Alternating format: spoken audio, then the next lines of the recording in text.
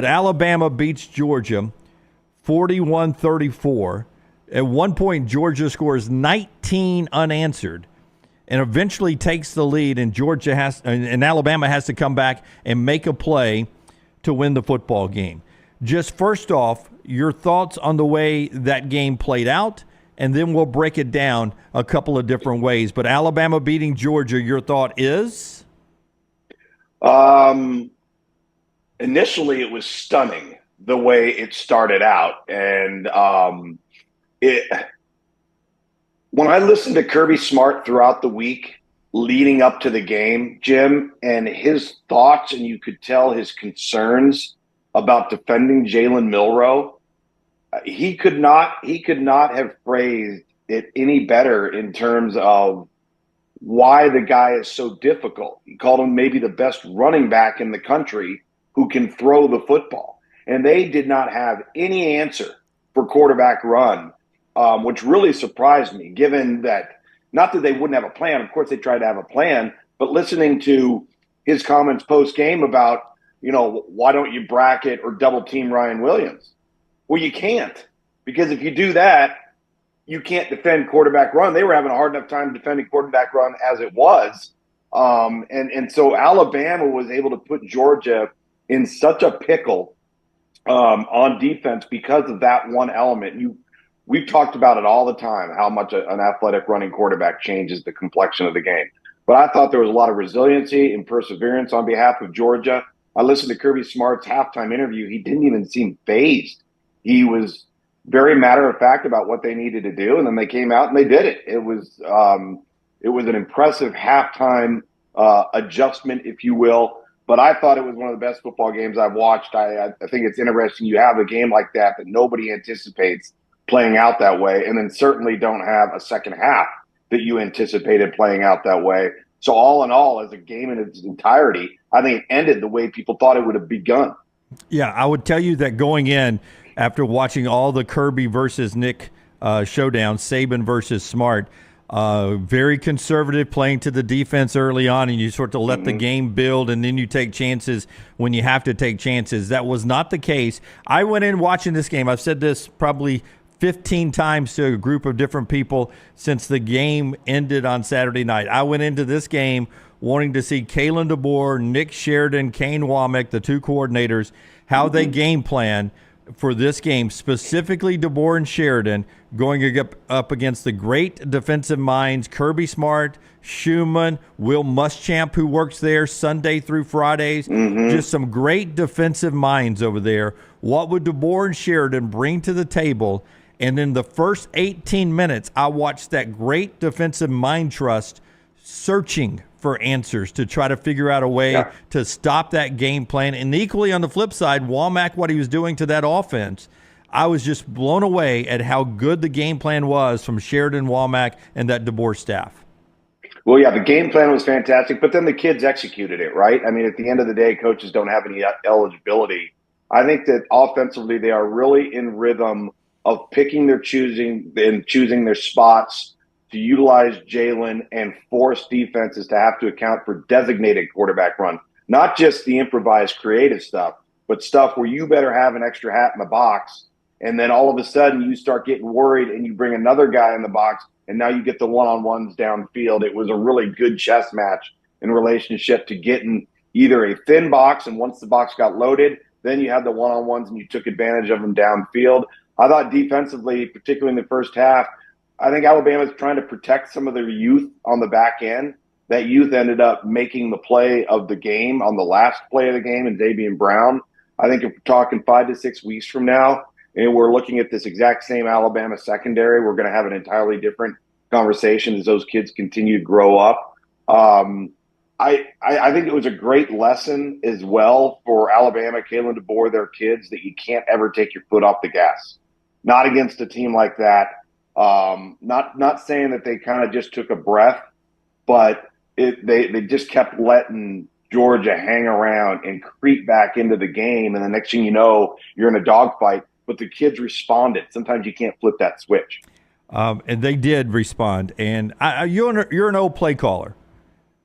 They had thrown that same play, it looked like, or some version of it, at Zabien Brown a few times, and Yeah. he had missed a couple of times on trying to defend it.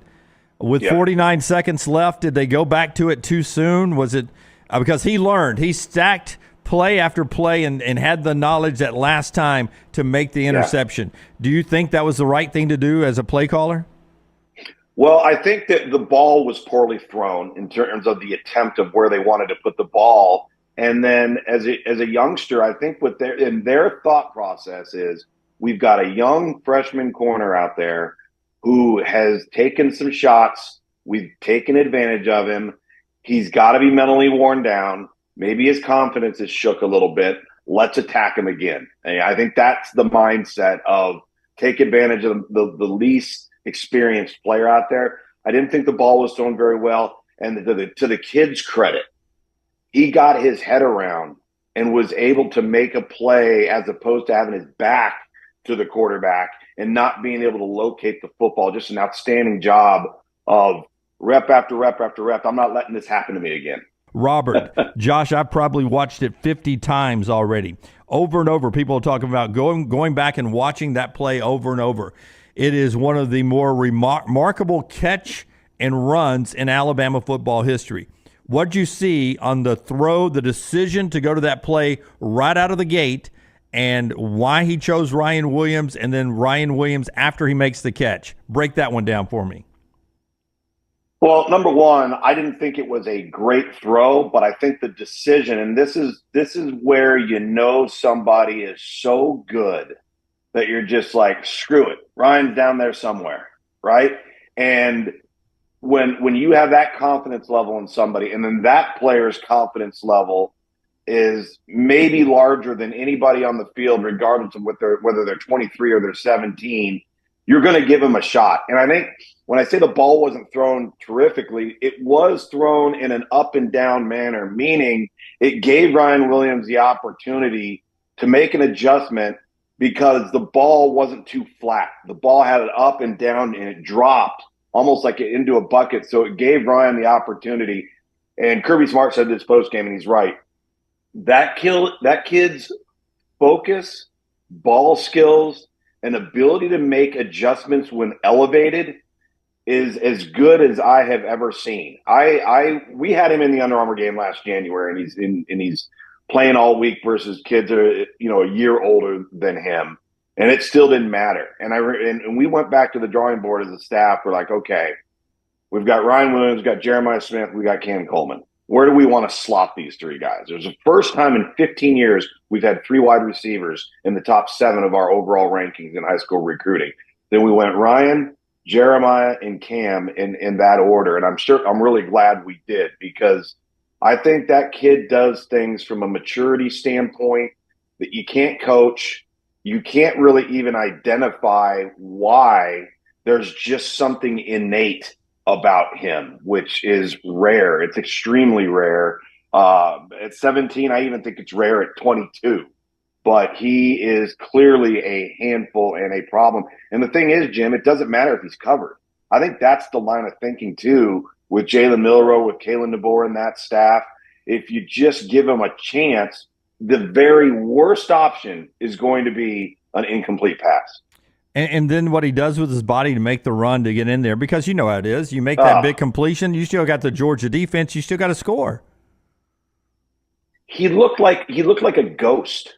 Like Georgia's defenders looked like they were chasing something they couldn't see. And then they bump into each other when he puts on the brakes and steps back, and then gets his ability to get from 0 to 60 in the blink of an eye is extremely rare. And he does it with body control and coordination, and there is no throttling down whatsoever. It's impressive, man.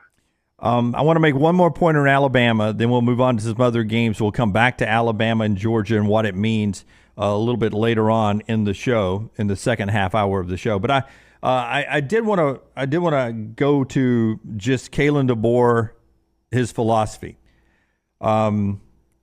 It's 34-33. You've blown this huge lead at home.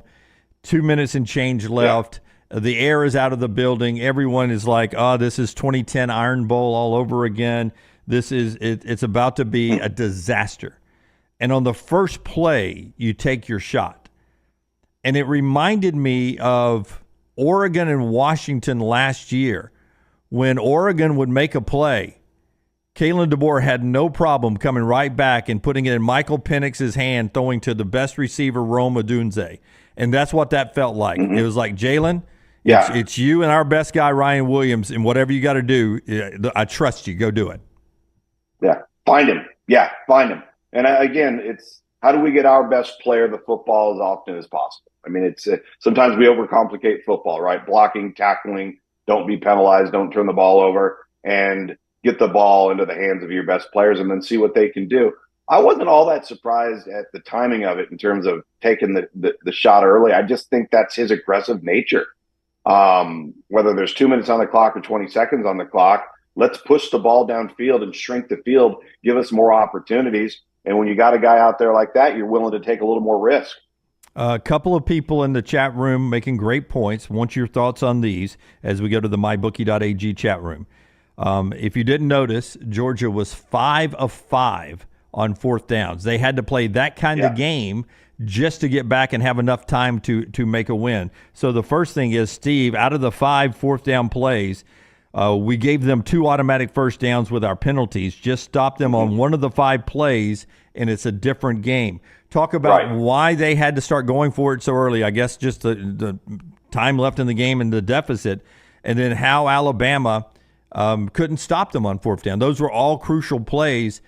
5 of 5 on fourth down. You don't see that very often.